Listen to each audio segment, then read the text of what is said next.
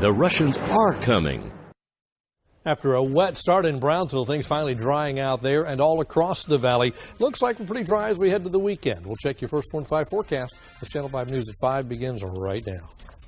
From the Valley's News Channel, this is Channel 5 News at 5.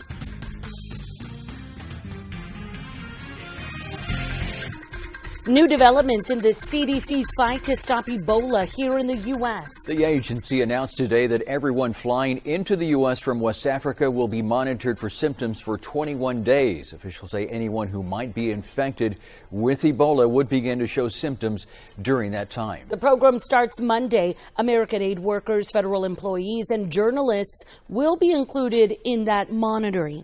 Local and state health workers will perform the daily health checks. The first states to implement those new rules are New York, Pennsylvania, Maryland, Virginia, New Jersey, and Georgia. Essentially, these are the states where the vast majority of people who have spent some time in West Africa are headed to in the United States.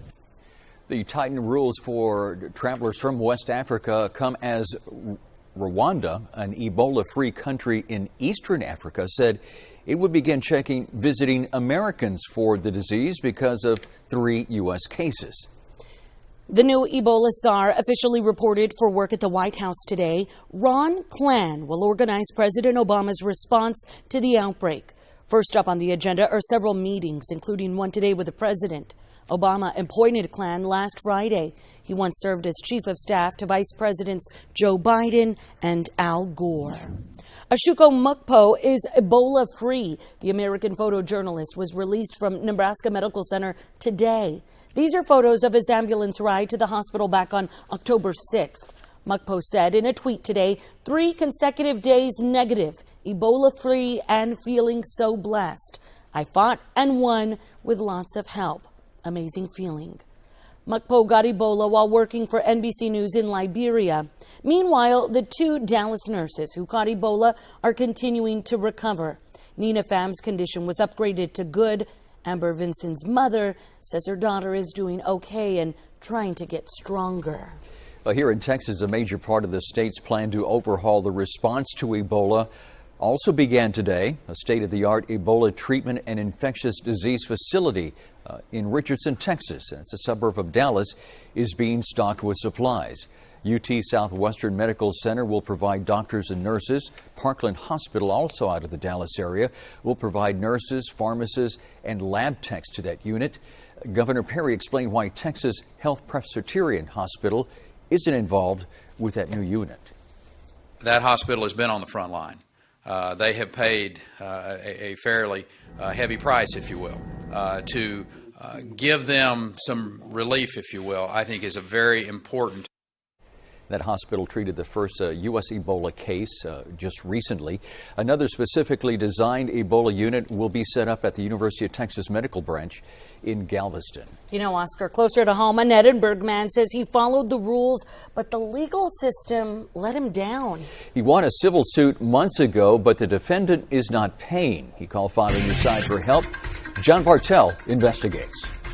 Gilbert Ramirez thought he had a small victory in court. A judge sided in his favor after a woman stiffed him on air conditioner payments.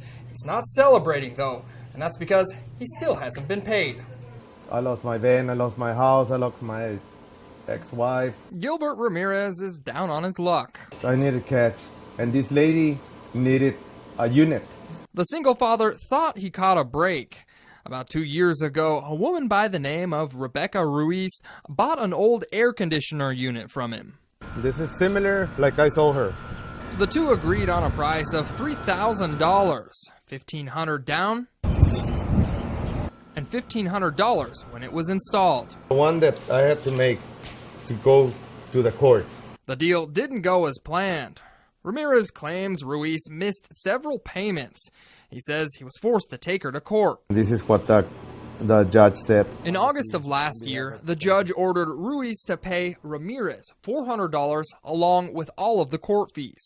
Becky, when are you going to pay me? I don't want to take you to court. It's been 2 months since the court order.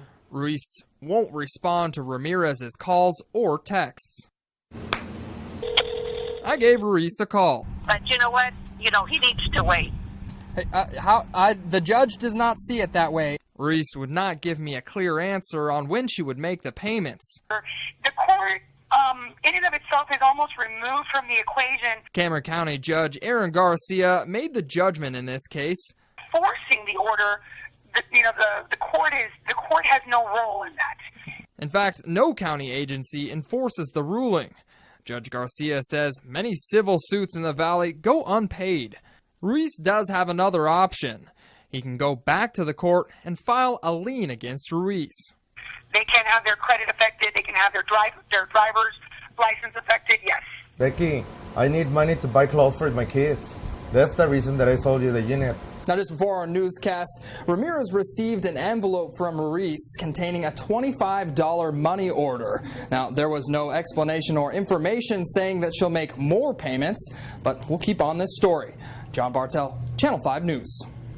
Channel 5 News continues to dig on this. We found other ways you can collect on past due court orders. A writ of execution enables any sheriff or constable to seize personal property in order to satisfy the judgment. And then you also have a writ of garnishments that allows the county clerk to pull funds from the defendant's bank account.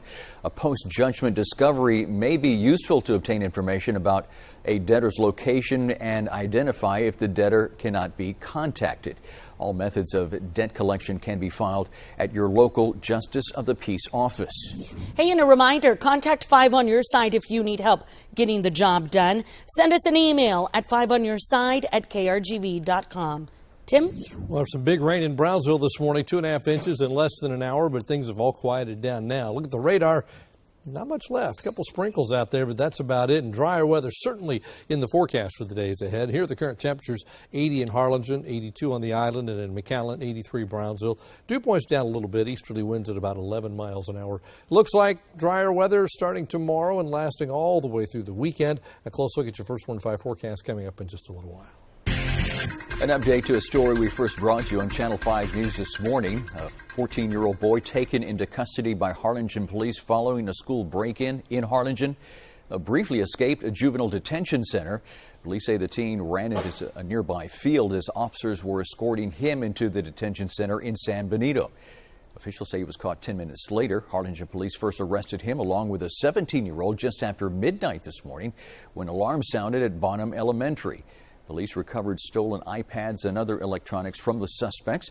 Officers are still looking for 2 other people. If you have any information, you're asked to contact Harlingen Crime Stoppers at 425-8477. Hundreds of winter Texans who are now headed for an RV park in Mercedes are being detoured. Mile 2 West Road, south of Business 83, is still under construction. Channel 5 News is keeping tabs on the project. Last month, the city expected construction to wrap at the end of this month. Well, Mercedes has about 1 week to meet its deadline. New utility pipes were installed along with new pavement. Meanwhile, Llano Grande Lake Park, which is just south of all of that construction, is asking winter Texans to detour. They're expecting them to start their move-in right now. Winter Texans and those huge RVs they bring with them are being rerouted through a neighborhood. In San Juan, relief for drivers after years of waiting. This stretch of Sioux Road just west of Cesar Chavez was just repaved and reopened to traffic. The rest of Sioux Road will be overhauled at the start of the year. The city manager just confirmed with Channel 5 News San Juan is teaming with Hidalgo County's Precinct 2. San Juan will begin the bidding process for a massive 5-street construction project within the next several weeks. Sioux Road, Eldora, Nolana, and part of Cesar Chavez will all be resurfaced. New developments in some fatal hit-and-run cases out of Brownsville. Investigators say they are increasing the reward for information. Crime Stoppers now offering $2,500 for information leading to an arrest in 4 cold cases they have sitting on their desks. The most recent case happened in September. A woman was killed while walking across FM 802. The driver of an older model dark green van was seen driving away from the scene. You can find details on this case and the 3 others at our website, krgv.com. And if you have any information on those cases, you're asked to contact Brownsville Crime Stoppers at 546-8477. And take a look back at all our top stories online at krgv.com. You can also get all of the latest breaking news, weather, and sports through our KRGV mobile apps. They're free and available for any iPhone or Android user. More Americans heading overseas trying to join ISIS. We're finding out more on the background of 3 young women whose trip was cut short.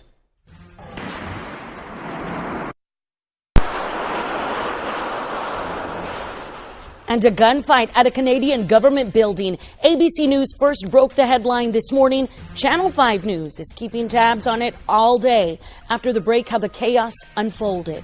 You're watching Channel 5 News at 5. Breaking news. Breaking stories. This is Channel 5 News with Oscar Adame, Melissa Correa, and First Warn 5 Weather with Chief Meteorologist Tim Smith. This is Channel 5 News at 5. El Pollo Loco's creating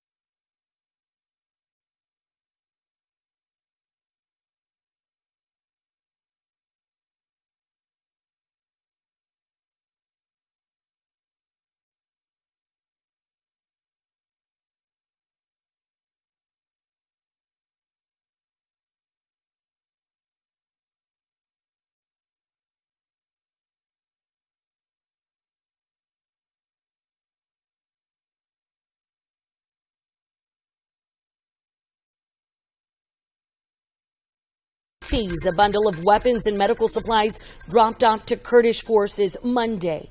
This is video we first showed you yesterday at 5. You can see the militants raiding the supplies. A Pentagon spokesman says wind caused 2 of the 28 bundles to miss their mark. One was destroyed by the U.S., the other now in enemy hands. ISIS now has small weapons, hand grenades, medical supplies, and ammunition, though the U.S. says the weapons are not enough to give ISIS an advantage. One more note about ISIS. 3 Denver area teens back home with their parents after the FBI intervened. The trio suspected of trying to join ISIS in Syria. The girls are of Sudanese and Somali descent.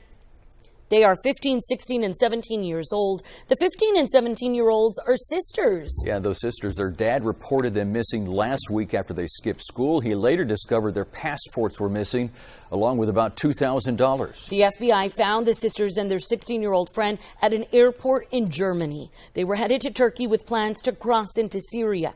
Sources say the girls were seduced by ISIS recruitment videos. The hook in the video is excitement, a new society, money, and relationship.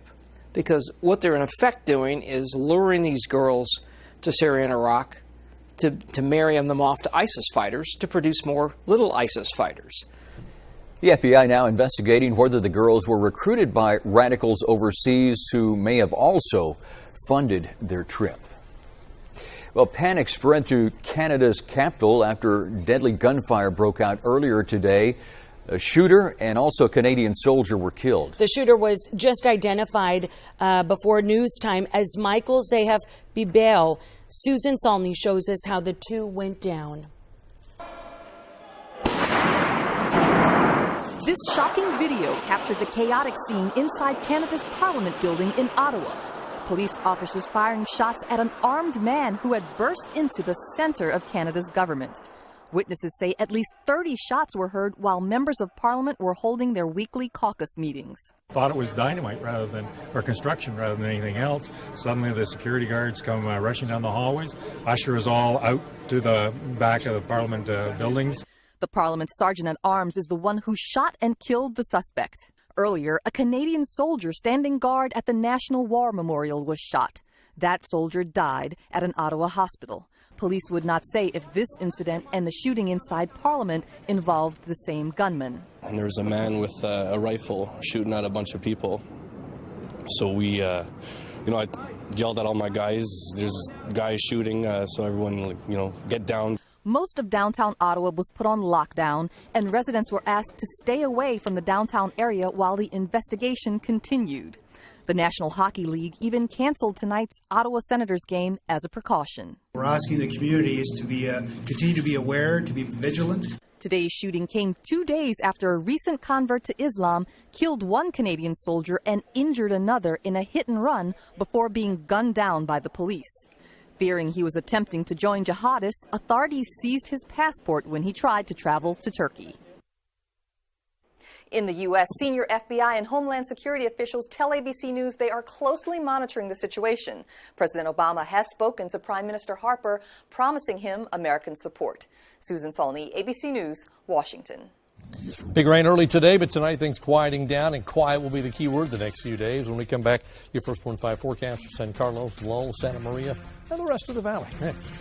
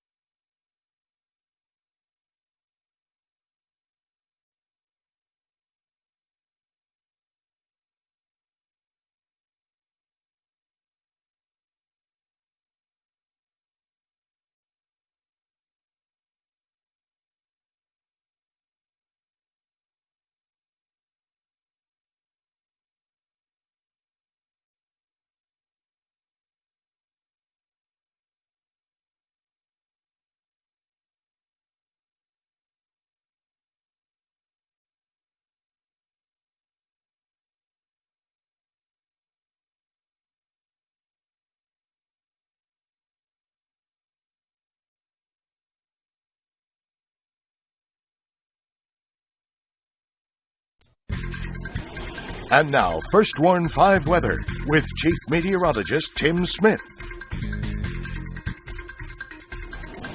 Hey folks, this was the morning commute for a lot of folks in Brownsville, including our storm tracker, Dr. Rick Moses, driving through this. This is Boca Chica Boulevard. There was an awful lot of standing water. Got about 2.5 inches of rain in less than an hour in Brownsville this morning, leaving scenes like this across a lot of the city. But it wasn't all of the town that got that. Eastern part of town out by the airport got less than a half an inch. So it just depends upon where you were. But boy, where it came down, it came down. You can see it right there. Very fast moving and got out of here. Watch the loop one more time. Boom, there it is, and it's gone. Basically, the western half of the city got hit hard. The eastern half of the city got hit, but not nearly as hard. And the rest of the valley has been pretty quiet today. We've seen spotty little showers around, but overall, a drier pattern today than yesterday, and a trend toward dryness that's going to continue. Now, here's the First 1.5 Doppler network, just the last 2 hours. And again, you see isolated stuff around, some spotty stuff right along the Rio Grande down into Mexico. A few other light showers dot the radar, but for the most part, it's been a quiet afternoon across the region. Just a few quick passing light showers. Even with those light showers, temperatures have been able to rebound back into the low 80s. That's where we stand right now. Check on WeatherBug. It's in Brownsville just to see the view now. And this is right on Boca Chica Boulevard, Lone Star National Bank, and the sun starting to shine through those clouds, trying slowly but surely, but still a mainly cloudy day there and across most of the area. Back to the maps. Again, let's take a look. Rest of South Texas, everybody in the 80s except Del Rio. We're at 68 right now. And across the rest of the state, Lubbock a little cooler at 66, San Angelo 73, but Dallas holds in there right at 80 degrees. There's been rain from basically Del Rio right up into the Panhandle and into western Oklahoma. That's the rainy area. We call that upslope rain. Winds coming off the Gulf of Mexico. It goes uphill, and where it starts to rise pretty quickly, you get rain, and there's been some of that. The moisture, though, for us is all pushing down to the south as TD number 9 moves across the Yucatan Peninsula, leaving us with dry weather that's likely to continue. It looks like beyond the next couple of days, all the way through the weekend and into next week, we don't see any changes, so a lot of sunshine in the forecast. So for tonight, we're partly cloudy, we're mild, a low tonight of about 67 degrees, northeasterly winds at 3 to 6. And then tomorrow back up to 86, partly sunny, a warm day. If there's a shower, that's going to be it. A vast majority of the area should stay dry. 86, then a couple of 87s with plenty of sunshine all the way through the weekend into Monday and Tuesday. Long-range models do hint at a shower along about Wednesday of next week, maybe Tuesday into Wednesday, courtesy of a front that could sneak into the area. Just how strong that front is going to be is yet to be determined. That's your updated First 1.5 forecast. The Texas man accused of killing 7 women in Indiana is now facing new charges. A look at what else he's facing next. And what effect will a newly leaked autopsy report have on Ferguson, Missouri residents? We'll tell you what it shows coming up after the break on Channel 5 News at 5.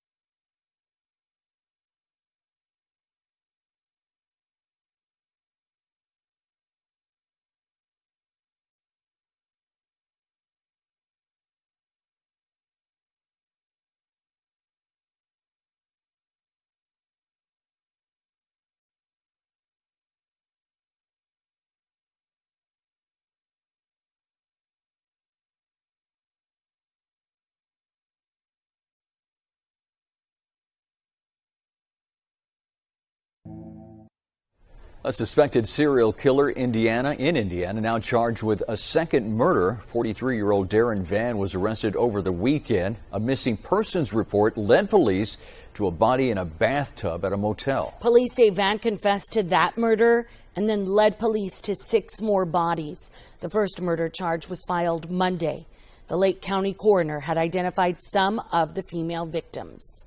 As sad as it is, we are pleased that we have identified 4 of the individuals so they can be returned back to their families so they can have respectful burial. Vann was convicted in 2009 of raping a woman in his Austin apartment. He was released from prison last year and then moved to Indiana. Charges against Vann were reduced in a plea bargain. Texas officials deemed him a low risk for violence. Well, new details in the investigation into the Michael Brown shooting emerging today. The official autopsy for the Ferguson, Missouri teen shows he was shot in the hand at close range. The hand wound could support Officer Darren Wilson's account that Brown tried to grab his gun, which later led to a scuffle. That autopsy and a separate private autopsy done by Brown's family showed the teen was shot at least 6 times. Details of a third autopsy ordered by the feds has not been released. A grand jury is still deciding whether Wilson should be charged. Well, after a damp start to the day, things starting to quiet down. Looks like the evening should be mainly dry. There's your Lone Star National Bank weather bug camera in FAR. It is dry there now. We'll look at the forecast for the next 7 days when we come back.